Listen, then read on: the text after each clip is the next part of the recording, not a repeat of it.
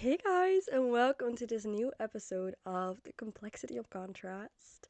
And as you might have noticed, this is the first ever video episode that I'm recording. Or, although that's not completely true, I've already tried to record it in the past, but that completely failed.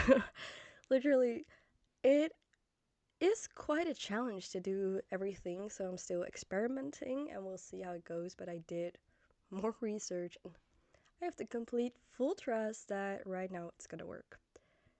So, as I said, this is all new, this is all me figuring things out, but I'm so excited. I'm anxious, but excited. I mean, normally I record this also in my room, but with like a messy bun, just in my sweatpants, and now I tried to do like this little setup. So we'll see how it goes. I hope you enjoy it, and definitely let me know if you're just listening or also watching. I would be delighted to hear about it. So, yeah, okay. For all the people who do not know me, I'm Anastasia. I'm the host of Complexity of Contrast. And yeah, if I had to tell you about the podcast, then I would tell you that this is a brain dump. That is truly what it is. I'm not gonna lie, I'm not gonna make it any more beautiful than it is. I'm here to share my personal experiences, thoughts, and emotions, things I deal with, struggle with, and I think that is what makes this really relatable. But most importantly, like the whole concept of complexity of contrast is to embrace the fact that there is contrast in our lives, in our personality.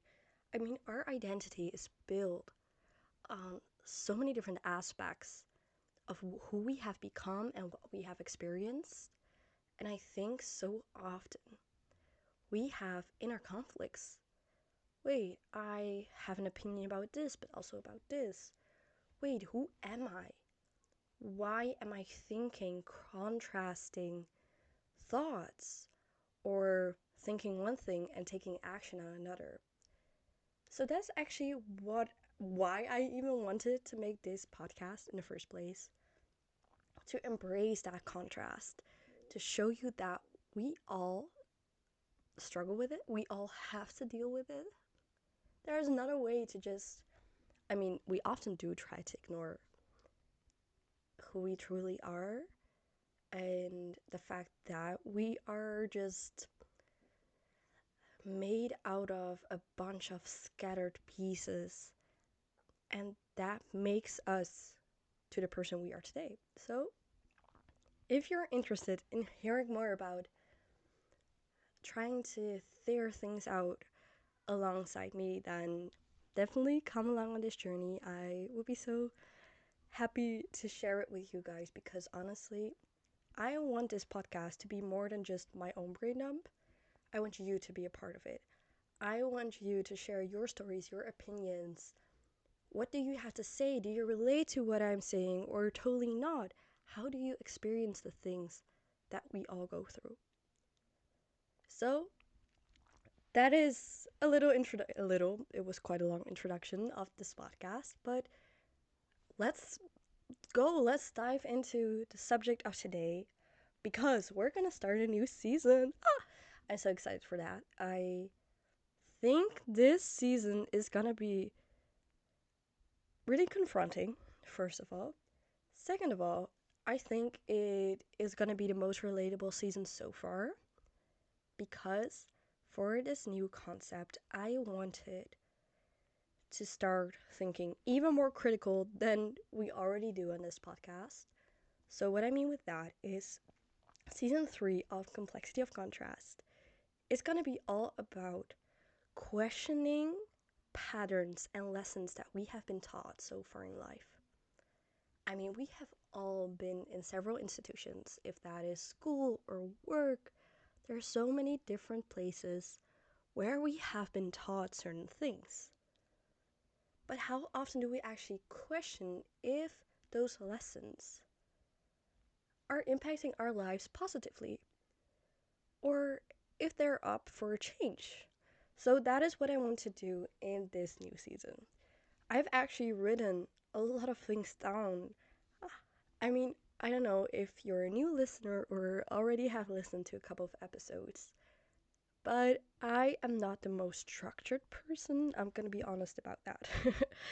um, but I have been trying to structure my thoughts more and more because I do want this to be a brain dump, but at the same time, I want it to be like a little bit more structured so you can actually follow the logical order because this podcast feels like I'm just talking to friends and just catching up and sharing. Oh my god, my voice. And just sharing my ideas and experiences. But if I'm talking to friends, there's no logical order. There's just like me hopping from subject to subject, from thing to thing. But I want this podcast to be more logical, but still a little bit messy because that is life, right? It is messy. Okay, so I introduced myself in the podcast enough. Right now, we're gonna dive into the, this episode, and the subject of today's episode is quite confronting in my own experience because it is about being right. Or to be more precise, being wrong. And to get you to understand what I mean and what I want to achieve with this episode, I'm gonna start with asking you this question. How many times did you felt like you were failing because you didn't know the answer or you got something wrong? How many times did you decide not to raise your hand, not to speak up, because risking that you were wrong was worse than getting something right simply because you weren't 100% sure? Literally, I think so many times, especially when I look at my personal life, I haven't raised my hand in class. I haven't corrected somebody. I haven't done blah blah blah. I haven't just because I thought that being wrong would indicate that I would lack knowledge, that I would lack intelligence, that I would lack all these different things. But what if I told you that the reason you are feeling this way is not because you lack knowledge, it is because you lack acceptance? Let me repeat that again. You do not lack knowledge. You lack acceptance. Accepting the fact that you simply cannot know everything every fucking time. We do not have that capacity, neither should we. But where do these feelings come from? Where did we absorb this thought pattern? So I dove into it a little bit and I came to the conclusion that it probably resulted because of the grading system. What I mean with that is we are used to get something in return for the knowledge we show. Think back of high school, where you had to write different tests, right? How many times did you have to write a test where you just had to choose A, B, C, or D? True or false, without ever having to explain yourself. Why do you even think this is the right answer? No, just tell me what it is, that's it. Within the grading system, we were taught that if you have a great amount of knowledge, that means you will get a greater amount of points. That means you will get a greater grade. But in daily life, it doesn't work like that. We do not get something in return for having knowledge. It doesn't actually equal anything. And what I mean with that, I think we subconsciously got the idea because if we have more knowledge, we probably have higher grades, right? So what we associate with that is having more status, having more intelligence. But it isn't actually true. Having more knowledge doesn't equal more intelligence because intelligence is so much more than just knowledge. It is what do you do with it? Why do you think the way you do? How do you think? But I mean, it's so logical that we are convincing ourselves that we have to have knowledge. Because otherwise, people will think that we're a moron, that we're simply stupid, that we do not know anything about life. And that's the whole thing. I think a lot of these conversations you have where you feel ashamed for not knowing something or getting something wrong, or feel like you're failing, whatever negative feeling you associate with not being right, that is probably built on the fact that you think other people perceive you as less worthy, less intelligent, less competent, less status, whatever it might be. And it is insane to imagine because, of course, we were taught this. We were like, it has been repeated over and over again for years because we had to achieve. And how did we achieve things? Through knowledge, through learning harder. Because that's the thing. If we just learned harder, got more knowledge into our brains, that would result in a higher grade. But that doesn't say anything about your intelligence, because you maybe got a great grade, but afterwards you completely forgot all the information. And what then? What do you do with the information? Why do you study it? But that often isn't asked in high school. And I know that university is way more nuanced, is not literally the thing that we're facing is black and white thinking. Always expecting that there is a wrong and a right. And in some cases, of course, within exact subjects, there often is a wrong and a right answer. But in daily life, you can't expect everything to just be true or false. So the thing is, because we were subconsciously taught that having more knowledge meant being more competent, we seek being right. We need it, literally. We crave it so much. We crave the validation we get of it. So, of course, if there's an opportunity to show that you're right, you will try to show it. It is all about proving a point, but let me tell you that that isn't how knowledge is meant to be perceived. I wrote one thing down and I completely love it. So, the thing I wrote down is knowledge was never meant to be a race you should try to win. It was never meant to be a competition. And honestly, I have perceived knowledge as a competition so many times. Literally, how many times has a conversation turned into a competition just because one person wanted to prove you wrong, wants to prove that they're right? And I have done this a million times, and right now I truly try to work on it. I know it is really difficult, and that is why I wanted to share this topic today. Because I think we do this in our daily life way more often than we would like to admit. I have had a million discussions, and the whole point was just to prove other people that I was right. Even though often I wasn't. I just wanted to prove a point because losing an argument felt like failing, whereas winning an argument felt like I was on top of the world. Why do you do that to yourself? Why why do you feel that need of having knowledge, of being right, of always being on top of things? And I get it. I get that you were subconsciously being taught this for years. So now it is just a logical pattern. I mean, you were never taught anything different, except for maybe in social sciences or history. Honestly, these subjects were always my favorite because they were asking you to elaborate, to show the nuance. Why do you think that is the right answer? Is there more to the story than just it being true or false?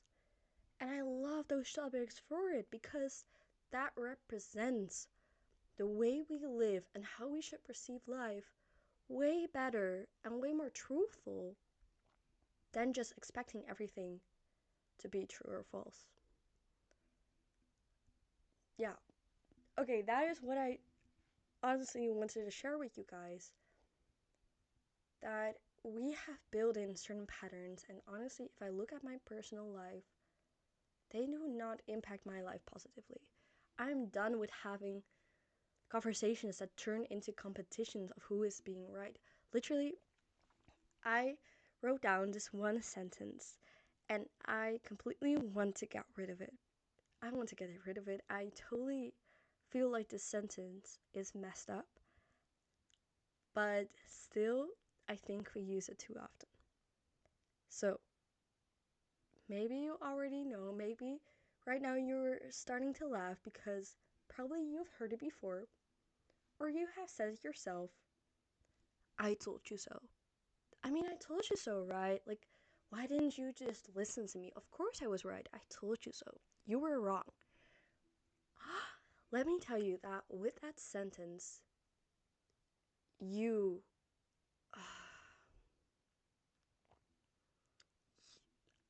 I don't even have the words to describe it. I feel like it's one of the worst things you could ever say. Because that implies that you feel superior and that the other person is wrong and therefore that they're less worthy, that whatever knowledge they were taught, that it wasn't true and that they should have known better. I mean, oh my god. The whole point of knowledge, and I truly want you, if you struggle with it yourself and if you find this triggering to hear, like, ooh, I have said that a million times. I do have a lot of conversations where I feel like I'm failing or shaming myself for not knowing something. I want you to turn it into a different perspective. And let me tell you that I'm still trying to make this work as well. And it's hard. It's hard, totally. Because you have built in this emotional response almost of, no, I don't want to be wrong. I don't want somebody to tell me I told you so. I don't want them to be a better person, more intelligent, more superior, whatever. I totally get that. But that validation of being right probably lasts only 5 seconds. And then you just continue on with your life and you probably forget about the conversation.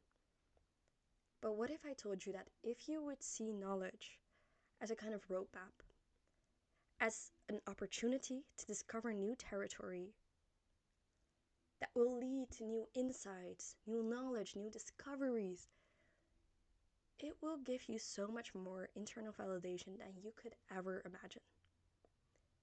And it will stick with you. It will impact your life way more positively than being right ever could. And what I mean with that is how much more interesting are conversations when you do not actually know the other person you are talking to. For example, if you talk to your friends, I probably can imagine that it's amazing to catch up, etc. But you already know the person you are talking to. You already have this kind of introduction of them. But what if you start talking to a complete stranger? You do not know what profession they do, what language they speak, whatever. Those conversations are often way more interesting, will stick with you way longer just because it opens up so many new pathways inside of your brain. They show you that there's way more than you already knew, simply because you were never being taught, you were never exposed to those stories. And having those insights, having the opportunity to learn new knowledge, that results in having new insights about different things, having the opportunity to see new connections between things you might already knew. And honestly, I think that outcome, that opportunity to learn more, to discover new things and see the relations between things you already knew, that is way more powerful than being right ever could. So let me tell you that being wrong or not knowing something is a privilege. It is a privilege to learn, to get the opportunity to get to know new things, to expose yourself to new truths and new insights. It literally is. It makes life way more interesting. And It is way more fruitful and fulfilling to learn new things than to expect of yourself or others to already know everything. Because that's the whole thing. We expect from ourselves that we know everything without giving ourselves a chance to learn or get things wrong, to fail and stand up again. And that's such a shame, literally. And I think we are missing so many opportunities, so many incredible conversations and insights just because we don't want to show that we do not know something. I mean, we have all been in a situation where there was a subject in a group and you actually did not know anything about it. For example, that one really famous band that you do not listen to, and somebody asks you about it, or you have never actually been interested in politics, and then somebody assumes you know everything about that party, etc. There are so many things that other people expect us to know that it's just common knowledge. And let me tell you that that is the worst thing ever. We assume that so many things are common knowledge just because it was taught within our environment. We had somebody with that knowledge and they decided to share it with us. But it doesn't mean that if another person does not know about something, that you should blame them for not knowing, for assuming that it is common knowledge, because common knowledge is incredibly personal. Literally, everything you know, everything you assume to be common knowledge is based on where you grew up, in what kind of environment, with what people were you surrounded. And I think often people forget that. We ignore the fact that not everything we assume to be common knowledge is common knowledge for everyone else. So neither should we make other people feel like they should know it. If you get into a situation like this, I've tried this and honestly it really changed a lot of things, and I try to do it more often, even though it is sometimes really frustrating to admit that you simply do not know something, especially when other people in a group assume you do. Just admit it. And this is incredibly hard, I know, from personal experience, but I think it is also a challenge, and a way more important challenge than trying to prove a point or pretending that you know about something. Because how often have we just pretended to say, like, yeah, of course I know about that singer or about that politician. Like, of course, yeah, what do you mean? And then you just nod and continue with this conversation, hoping nobody noticed that you actually didn't know. Let's stop with that. Let's try to admit, if you feel the struggle, I'm not going to tell you what to do, but if you feel the struggle of, shit, if I do not know about something, if I get something wrong, I feel like I'm failing, I'm blaming myself, I feel this shame, then try to shift that perspective. Try to see it as an opportunity. As I said previously, if you're in a conversation and somebody asks you about something that they perceive as common knowledge that you should know, tell them, hey, you know what? I actually do not know, but enlighten me. Please share your knowledge because I want to discover more. I want you to broaden my horizon. And it doesn't say anything about your intelligence, your competence for not knowing something. Actually, it's an indicator that if you accept the fact that you simply do not know something, that is an indicator of your intelligence, of your competence. To admit that you are a human being, that you cannot always be perfect, neither should you be. So I think that is something to think about, and I hope you got something out of it. And that if you end up being in a situation like this, and I think we all do, then you can try to be more present, reflect more, and decide to be honest. Decide to just share that you simply do not know, that you got something wrong, and that is completely okay. Nobody, especially not yourself, should expect from you to always know. to always be right. Get things wrong. Literally, let others prove you wrong. Let others prove their knowledge to you. Because it can enlighten you. It can give you insights and so much more than you might could ever expected. So yeah, that is what I wanted to share with you today. And I think it is a long way we all have to go through because, we are facing these things every single day. And we cannot escape conversations or knowledge in general. And we cannot escape wanting to be right or discussions or whatever. But I think it's a challenge and a form of reflection towards ourselves to show up, to admit that we might do not know. And yeah, I think that is beautiful. So I want to thank you for listening. And yeah, definitely leave a comment if you found it interesting. If you have your own thoughts, let this be a brain dump. And hopefully I'll see you next time. Bye bye.